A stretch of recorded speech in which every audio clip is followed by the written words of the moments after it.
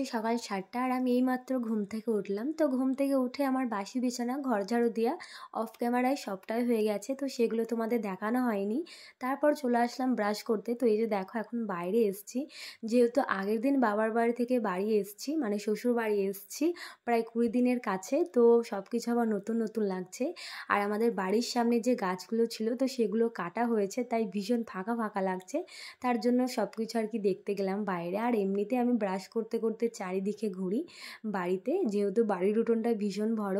আর যে গাছগুলো তোমাদের দেখালাম, গাছের চারাগুলো যখন আমি দেখে গেছি তখন অনেকটা ছোট ছিল, তো এখন অনেকটা বড় হয়ে গেছে, পুরোই বড় হয়ে গেছে বলতে গেলে। তো তোমাদের ভালোভাবে আর একটা অন্য ভিডিওতে আমি দেখিয়ে দেবো, অন্য ব্লগে। তো তারপর করে নিলাম স্নান, আর আজকে যাব একটা জায়গায়। তো কোথায় যাব তোমরা পুরো ভিডিওটা স্কিপ না করে দেখতে থাকো। তো এই যে দেখো আমার স্নান হয়ে গেছে, সকাল সকালই স্নান করে নিলাম। তার একটা কারণ আছে, কারণ আজকে যাব মানে বাবার বাড়ি থেকে ঘুরে এসে আবার ঘুরতে যাব। তো এই যে দেখো তোমাদের দাদা ভাই আর আমি বার হয়ে পড়লাম। তো এখন বাজছে প্রায় 2টো হবে, আর ওই যে পিছনে মা আমাদের আগিয়ে দিল। তো আজকে কোথায় যাব, আজকে হচ্ছে মাসির বাড়ি আর কি, তোমাদের দাদা ভাইয়ের মাসির বাড়ি, ওখানেই যাব।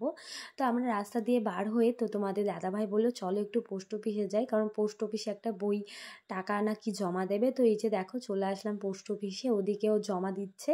আর আমি এখানে রোদে একবারে দাঁড়িয়ে আছি, আর আজকে প্রচণ্ড রোদ হয়েছে। অনেকক্ষণ থেকে রোদ্দুরের মধ্যে দাঁড়িয়ে আছি, ভাবছি ও আসবে আসবে, বাট আসছে না। আর পোস্ট অফিসে খুবই ভিড় ছিল, তার জন্যই হয়তো আসতে পারছে না। তাই আমি বিরক্ত হয়ে একটা ছায়া জায়গায় এসে দাঁড়ালাম, কতক্ষণই বা রোদে দাঁড়িয়ে থাকবো। তো অনেকক্ষণ সময় লেগেছিল।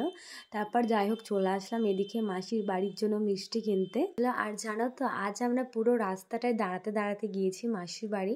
প্রথমে দাঁড়ালাম পোস্ট অফিসে, তারপর দাঁড়ালাম মিষ্টি কেনার জন্য, তারপর আবার দাঁড়িয়ে পড়লাম একটা ফাঁকা রাস্তায়। তোমাদের দাদাভাইকে বললাম একটু ফাঁকা রাস্তা পানে দাঁড়াও, আমি কিছু রিলস মিলস বানাবো। তো এই যে দেখো সব কিছু বানিয়ে তারপর আবার চললাম।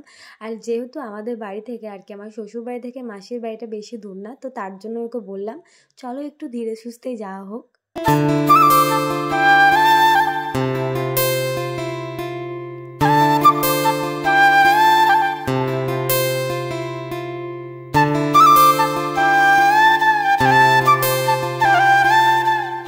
দেখো মাসি বাড়ি চলে এসেছি, তো কেবলমাত্রই আসলাম আর ভীষণ গরম লেগে গেছে। এসেই দেখছি তোমাদের দাদাভাইকে আর দেখতে পাচ্ছি না, কারণ অনেকদিন মাসি বাড়ি আসিনি। তো এসেই চলে গেছে আর কি চারিদিকটা দেখতে।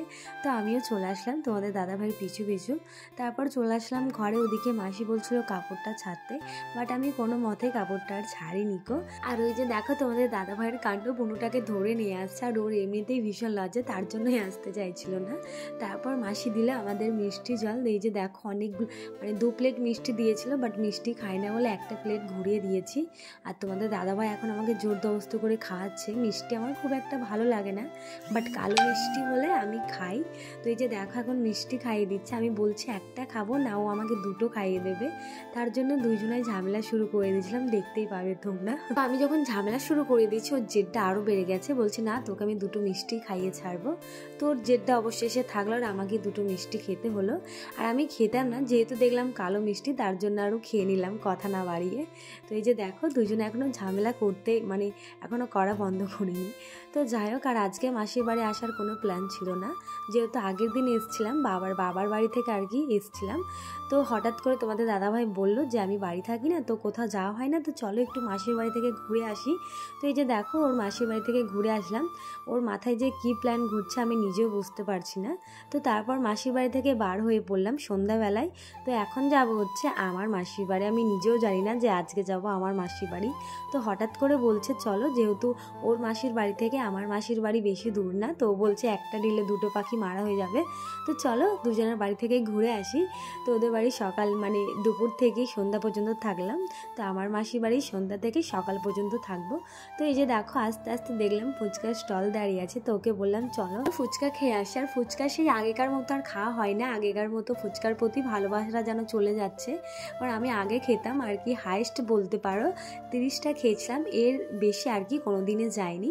তো আস্তে আস্তে ফুচকা খাওয়াটা যেন কমে যাচ্ছে আর কি। তারপর একটু দোকানে দাঁড়ালাম কিছু চিপস আর কুরকুরে কেনার জন্য, যেহেতু দাদার ছেলে মেয়েগুলো ছিল, আর বাড়ির জন্য তো মিষ্টি নিয়েছিল আর কি, মাসির বাড়ির জন্য। তো এই যে দেখো মাসির বাড়ি চলে এসেছি। তো আসা মাত্রই দিল গরম গরম চা আর বিস্কুট। আর বিয়ের পরে এই প্রথম মাসির বাড়ি আসা। আর আগেকার ব্লগগুলো তো তোমরা দেখেছোই, কোনো দরকারে মাসির বাড়ি আসা হতো মাঝে মধ্যেই। তো এই যে দেখো এখন আমার দাদার মেয়েটা চা খাচ্ছে আর ঘুষ টানছে কেমন। আর সবাই এখন ঘরে আছে আর কি, গল্প করছে। আর ওই যে দেখো বৌদি, আর পাশেই ছিল আমার সেই বান্ধবীটা, রিয়াকশানটা শুধু দেখো। আর তোমাদের দাদা ভাইও বসে আছে।